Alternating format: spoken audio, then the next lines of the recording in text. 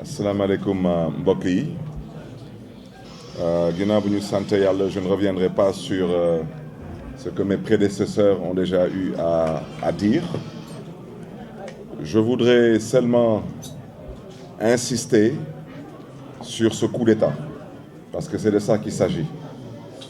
Et à l'image de ce que le député maire Omar Cissé a dit, dire que ce n'est pas un coup d'État constitutionnel ou un coup d'État institutionnel, mais c'est un coup d'État.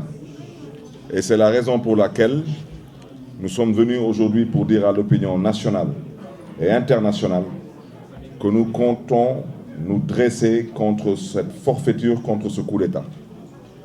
En quoi faisant? En restant sur des principes constitutionnels.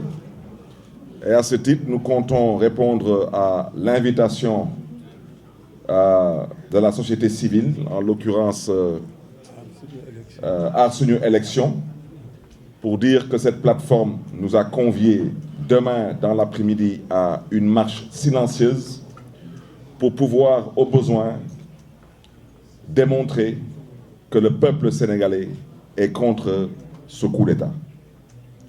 À l'Assemblée nationale, la coalition Taxawu Sénégal l'avait dit avec force. L'Assemblée nationale du Sénégal n'est ni outillée ni habilitée à proroger le mandat du président de la République.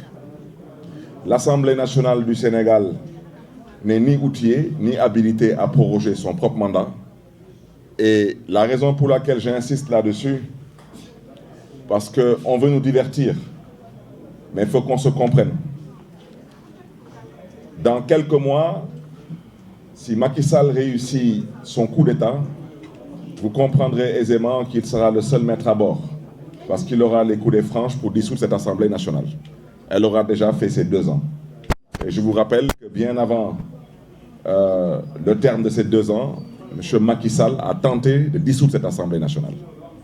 Donc cette Assemblée nationale aujourd'hui, peut-être ne réalise pas la gravité de l'acte qu'elle a eu à poser, mais je voudrais dire et le répéter avec force.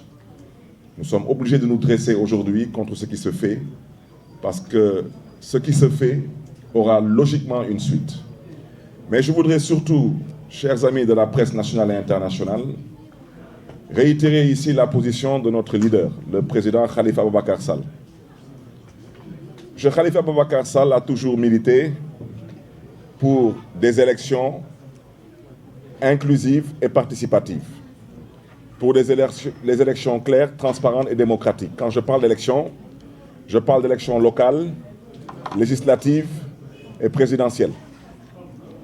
Nous sommes toujours dans cette dynamique parce que nous considérons que dans une démocratie, nous devons permettre à la démocratie de pouvoir respirer. Je voudrais aussi rappeler à l'endroit de l'opinion nationale et internationale que quand le président Khalifa Abubakar Sall prenait sur lui la responsabilité, après en avoir informé ses colistiers de la coalition d'opposition d'alors, de sa volonté d'aller participer à ce dialogue, c'était parce que le Sénégal était face à des problèmes et qu'il fallait impérativement trouver des solutions pour sortir le Sénégal de ces problèmes. Aujourd'hui, on nous invite à un dialogue, mais je voudrais vous rappeler aujourd'hui que le Sénégal n'est pas face à un problème. Le Sénégal a un problème. Et son problème se trouve être actuellement le président de la République. Donc il faut qu'on se comprenne. Ce dialogue, la coalition Taxawu Sénégal ne peut pas la cautionner ou y prendre part si c'est pour violer la Constitution. Il faut qu'on soit bien clair. Quand on devait aller au dialogue, quand on devait y aller, et on a eu à le dire là-bas, dire que notre position, c'est que les élections doivent être inclusives et participatives, qu'on doit organiser une élection et non une sélection, voire une élimination.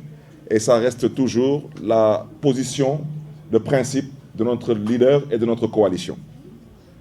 Donc, nous voulons aujourd'hui surtout appeler tous nos militants, tous nos sympathisants à rester sur leurs principes.